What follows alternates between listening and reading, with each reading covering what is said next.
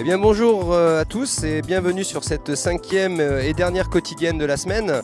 Donc au programme aujourd'hui, la semaine de l'emploi et de la vie associative tout au long de la journée sur le stand Cyberloire. Nous avons démarré cette matinée par le plateau Web TV, comment les technologies de l'information et de la communication peuvent aider à retrouver un emploi. Donc on vous proposera quelques images. Tout l'après-midi sera dédié un peu plus à la vie associative qui aura l'occasion de découvrir les nouveaux services Web 2 avec les animateurs multimédia du département qui sont aujourd'hui fédérés par l'association Ratissoir et qui fera d'ailleurs sa dernière nocturne. Alors avant de démarrer ce tout en images, toujours sur le stand du Conseil Général, depuis le début de la foire, vous avez pu découvrir les pompiers qui sont venus nous parler du 16e congrès national. Donc je vais passer la parole à Monsieur Royon justement, qui est le spécialiste du sujet. Ça sera notre portrait du jour. Et moi, le temps de me changer et je vous retrouve sur le plateau. Comme chaque année, les sapeurs-pompiers sont invités par le Conseil Général à présenter leurs activités et notamment faire de la promotion pour le métier de sapeur-pompier. Notamment sur cette foire, il y a eu différentes activités présentées, dont la fosse animalière. Donc, cette année aura lieu à Saint-Étienne le 15, 16, 17 octobre, le congrès national des sapeurs-pompiers. Donc c'est au départ une assemblée générale de la Fédération française.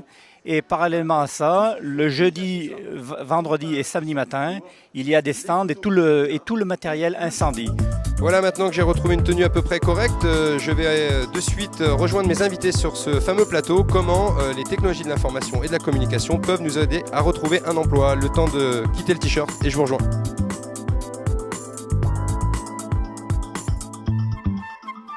Au-delà de l'accès à l'équipement, c'est la question de l'accompagnement et c'est sur ce sujet-là que l'institution que nous sommes met l'accent. L'accès à travers nos interventions sur le haut débit notamment, l'accès à travers nos collaborations avec les EPN. Certains employeurs n'ont pas encore à ce jour d'utilisation des NTIC, ils ont leur propre pratique de recrutement. Notre rôle en tant qu'institution est en charge de l'accompagnement des publics et de démontrer également qu'une stratégie doit pouvoir utiliser différents outils. Ça a permis quand même de se rencontrer et de savoir qui fait quoi. Et qu'on va réaliser donc des choses concrètes. J'aimerais bien que par exemple Pôle emploi automatiquement dirige donc, les demandeurs d'emploi vers les EPN. Et ça m'a permis d'avoir le retour effectivement de ces espaces publics numériques sur les difficultés qu'ils rencontrent au quotidien. Et ça, j'en avais pas forcément moi la vision.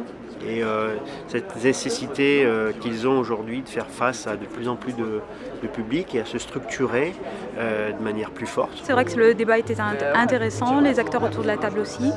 Ça m'a permis de connaître peut-être plus individuellement aussi certains acteurs sur le territoire. Donc, et puis maintenant, oui, je reste ouverte, c'est ce que je disais, pour mettre en place d'autres choses et pour mettre en place des collaborations un peu plus durables. Voilà, donc en espérant que vous aurez appris plein de choses sur ce plateau et puis que bien sûr le débat continuera toujours sur erdac.fr. Donc nous allons passer maintenant à une autre partie de nos animations puisque c'est la vie associative qui est mise à l'honneur également cet après-midi avec juste derrière moi ce qu'on appelle des Explore Camp. Donc comment découvrir en 20 minutes un outil, un service dit Web 2. On est en train d'échanger sur des pratiques et notamment sur des sites internet qui peuvent être utiles dans notre vie d'animateur de tous les jours. Au niveau du multimédia, pour certains, on nous a présenté des sites en ligne permettant de créer une lettre de motivation. Pour d'autres, on regarde comment on peut créer son CV. On prend aussi en considération les ressources qu'on a sur le site du ERDAC, qui est un site ressources où chacun peut donner et aussi prendre. Donc le système, c'est d'échanger sous toutes les formes. On va pouvoir réutiliser tout ça dans nos différents réseaux, on va pouvoir réutiliser tous ces outils-là au quotidien et continuer à évoluer sous une certaine forme dans nos métiers. Voilà, cette quotidienne touche à sa fin, donc c'était la dernière de la semaine. Bien entendu, la foire continuera jusqu'à lundi. Nous espérons que le format vous aura plu et qu'il vous aura permis tout au long de cette semaine de découvrir les multiples facettes de cette Cyberloire. Quant à ce qui me concerne, je vous donne rendez-vous dans l'ensemble des espaces publics de numérique du département pour poursuivre l'aventure. Je tenais donc à remercier tous les acteurs de la Cyberloire qui ont su se mobiliser et proposer de nombreuses animations à nos publics, que ce soit nos seniors hier ou nos demandeurs d'emploi et nos associations aujourd'hui. Donc je les félicite de tout le travail qui a été mis en place. Et puis effectivement la foire n'est pas finie. On accueille encore le public demain et donc tout ce week-end à propos de tout ce qui touche sur le jeu, loisirs numériques et le monde du logiciel libre. Donc on vous attend nombreux et je vous dis à ce week-end et puis pour les autres à l'année prochaine. Parfait, donc si le chef est content, l'Indonésie, on y va ?